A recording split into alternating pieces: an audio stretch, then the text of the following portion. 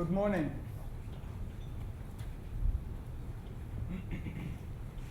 I'm from Alliander. I'm a strategy consultant.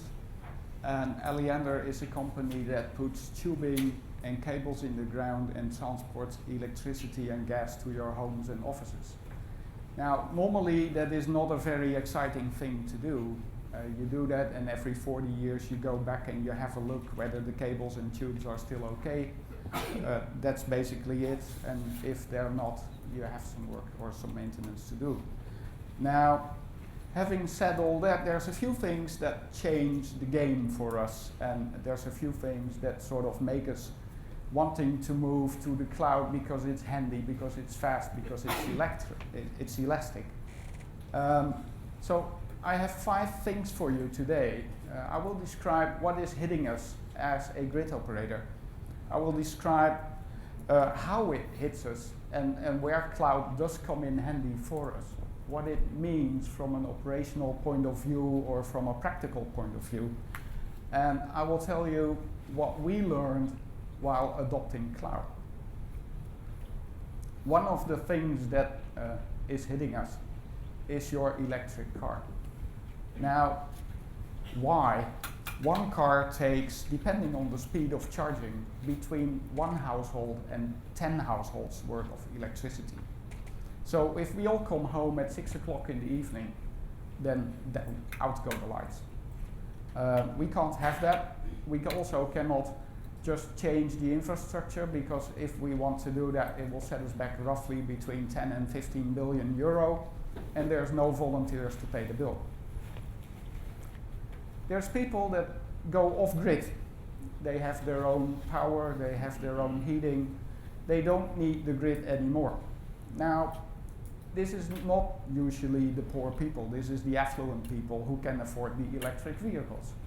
So they can be completely self-sufficient in whatever they do, and they can leave the grid, and then the poor people will have to pay for the infrastructure because they can't leave the grid, they don't have these homes, and they don't have the solar panels on their roof. There is houses and offices that actually produce more than they consume.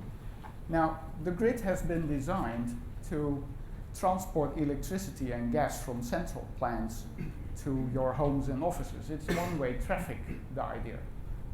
This is wrong because they run up the wrong way of the road. They go back to the central.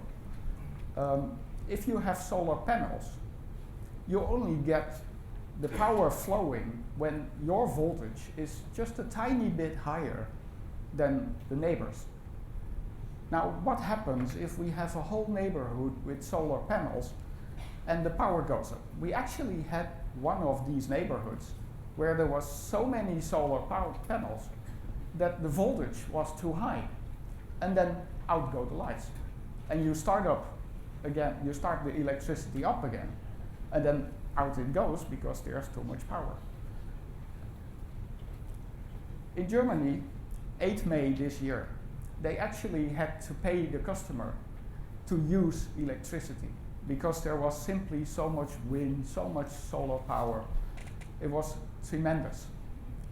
You see what the price does in this point in time. So we want to protect our assets to avoid increased bills where the EU wants the bills to decrease. We want to protect our assets from being depleted in a very fast manner because the poor people will foot the bill for our assets and for the maintenance and for the upgrades. So the swings in the grid will be bigger. There will be bigger production, there will be bigger demand. So if we don't upgrade the grid, then we have to start working smarter, not harder. And one of the solutions is we change the Netherlands in one big copper plate. Okay, that's an expensive solution. But maybe if we automate everything we do, then it might be smarter and we might avoid to invest a lot of money in the grid. So What happens is that we were once an integrated company called Nuon, and then the government decided that we had to split up. We are the grid operator and Nuon is the sales and production company, so we said goodbye and we had a nice, well-defined bit of tasks that we were supposed to do from a legal point of view or from a regulatory perspective. And what we did, we managed to grid, so it's like your roads, there's traffic on your roads and you have to make sure that there's not too much traffic because then it will blow, it will not function. You will have to make sure that it's not underpopulated as well, and you have to balance out the production and the consumption in a decent manner. We also had to do some maintenance on the grid because things wear out, even cables or the couplings between cables sometimes don't function, so you have to do some maintenance in the field.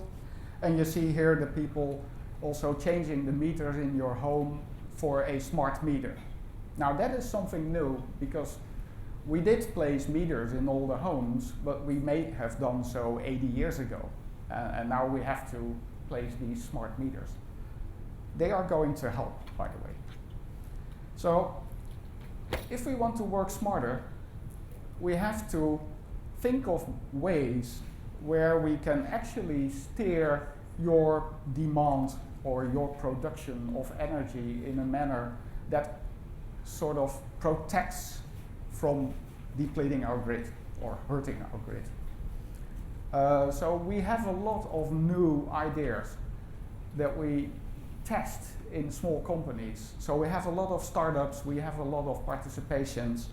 You see, this is not a single grid operator anymore. We have 30 startups at least and participations. And we have maybe tens or hundreds of experiments. And I will tell you about a few of them. This is the one on the upper left is what happens to the grid, so the way things might cooperate together. And we do that by providing things for the community. So suppose that you think you go off grid with your office or your township or maybe even your neighborhood, and you have a collectively bought solar panel, battery, whatever you need to get you off grid. We will provide you with a platform that will allow you to do energy trades with other people that are off grid and maybe even use our grid as a sort of backup. So we provide the platform that is the exit one left, on lower left. The electric vehicles, most people cannot park the electric vehicle in front of their house, so they need charging points. What we do is we place charging points. That's Allego. We do that, for example, in Berlin. We have smart society services that allows to have a platform where you can link your energy production or energy consumption stuff and sort of make it talk to others. So it's a generic platform that allows you to have your IoT systems talk to each other no matter what language or protocol they use. And then we have SimSy, which is a dependency analysis tool for infrastructure. So if there is big perturbances, then we can see where they might happen in future or where they should be prevented from. Now, this is only 5 out of 30. What does this have to do with cloud? There we go. You see our tasks that we have been given by the government. They're the blue and purple ones. And you see some of the new ventures that we run. And you see that there's a big difference in the necessity or in the advantages of cloud for all these activities. And we see them mainly in the newer activities because you have the speed to market, you have the elasticity, you have the things that are ready to use right now in 5 minutes instead of having to have your whole maintenance and your whole data center change something. So we see that there's different use cases for it. We see also that there's different advantages at various places in the company. Then, is DevOps helping anyway? Well, we see that there's a bit of advantages of DevOps as well. But we try to install DevOps And what we noticed is it doesn't mix with the traditional way. So you either have to go DevOps full swing or forget DevOps and don't do it. What we did is we tried to do it over the axis of our purchasing instructions. So where do we source our products from? If a product comes from the market that we have to facilitate, then we will buy these products from the market that we're in. If there's things that the market does way better than we do, then we buy them from the people that do it way better than we do, which is new because we used to do everything ourselves because we were living in splendid isolation. So we see that the advantages come from different platforms. We see mostly that we are either on the SaaS end of things, or we are on the on-premise, but we don't see many in-between forms for our startups. We mostly see that they buy things ready to go, ready to use, and not try to build something themselves on a platform. Now, these nice vendors are not aiming at any lock-in, of course, but they try to do whatever it takes to get you to buy more and more of their services or use their services more and get more of your money streams. So one of the things that you have to be careful is to know what is the aim and what is the goal and what is the development plans of the partner that you're teaming up with in the cloud. If we do it and we know that there's a lock-in game being played, then we have to know if it will not collide with other partners that we also use. So we make a strategic roadmap before we actually go into a cloud solution. Anyone having ICS systems here? Industrial control? Any SCADA in this? Yeah. You're not moving your SCADA into the cloud, I presume. So it's not happening for us either. Our control room will not go to the cloud anytime soon, and the SCADA will be the Achilles heel of our production. Now, Europe has a very big plan on privacy, and we have data of roughly 3 million households and maybe 100,000 companies. So we cannot just place anything in the cloud on anyone's cloud. We cannot just move it to AWS or Amazon. So we have to really be careful where we move what data and if it can be moved. Some can only be moved to our private cloud, which is in our own data centers. So we compete with the AWS. We have our own private clouds internally, so if we have to scale things, we can do that. If it is very privacy sensitive, what a difficult word. So we really have the ability to choose where we have the cloud landing depending on the privacy specs that we have to fulfill. One of the things that we also look at is what it does to our landscape, because usually people look at the functional perspective of a platform or software as a service, but they don't look at the protocols and data that have to be interchanged, or maybe at the security that is required.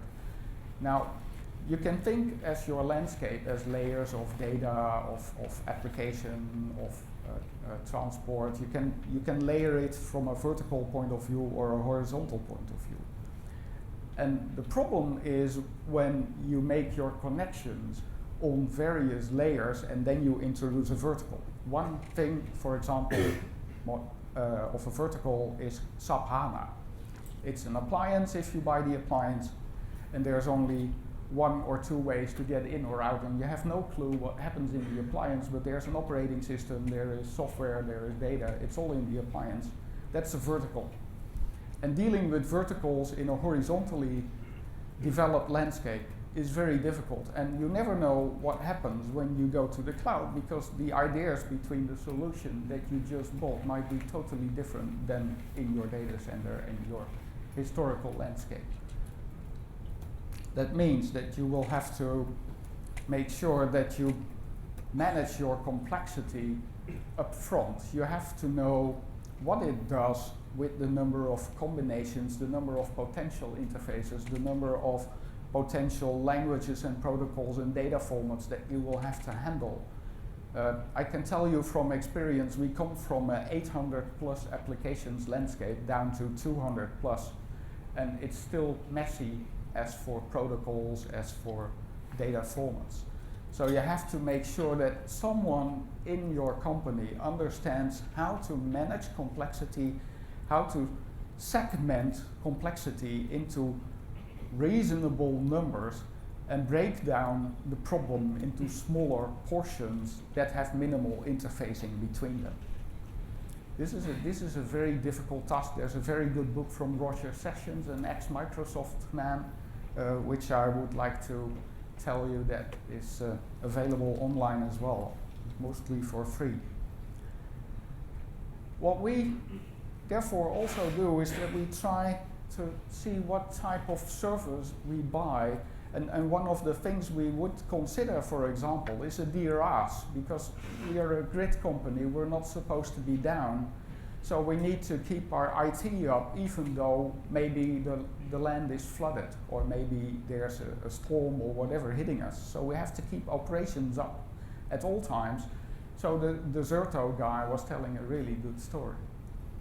In order to do that, we even bought our own telecoms company so that we're able to have connections between data centers, and we have connections between people, and we have connections into your homes when it counts.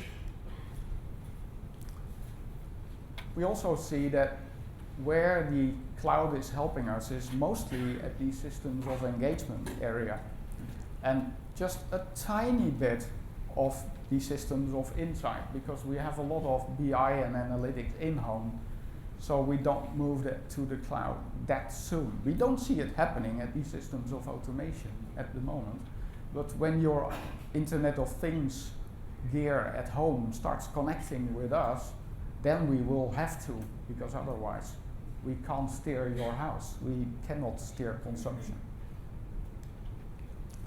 So there's a few things that we learned. That is that it doesn't mix DevOps with waterfall ways of working. We have totally different type cultures in our startups and in our participations than we have in our traditional operations. They don't mix either, and we place them separate, and we have separate purchasing and sourcing strategies for both groups. So there's things that we really do ourselves because it's what we know, it's the core of our business, it's the old traditional business. But if you're a startup, you're totally free to source whatever out of the cloud, whatever you want, at whatever price, as long as you can make a profit or you can make your business case work. That's it for now. I will take a few questions if you have them. Thank you.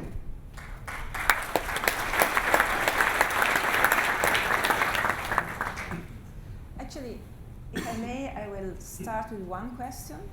So you did show that Alliander is actually transforming or becoming a software company. So what is in front of you the major challenge in this, the one challenge that you think is most disruptive and you see in the future?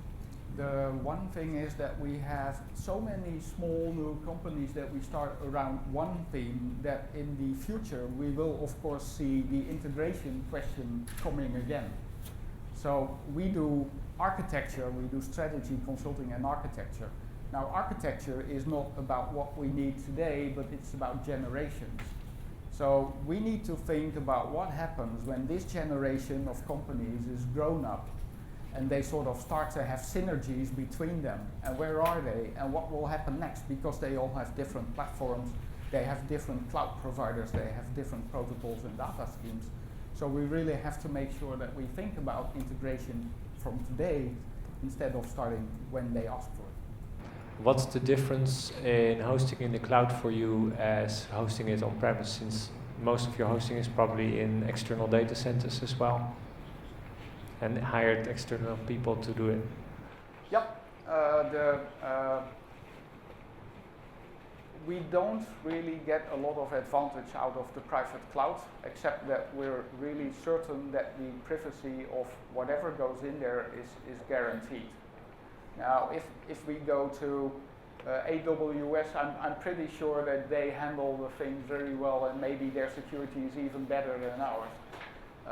But this is a decision from our, I would say, highest architect, the CEO. And whatever is privacy sensitive remains within our own premises until there is, I would say, clarity about the implications of the European guidelines. There are controllers of this guideline working as we speak, and they start to hand over fines to people who are not compliant. So we try to wait a bit that it settles before we take a newer step. Hello, I want to ask about the data set theory.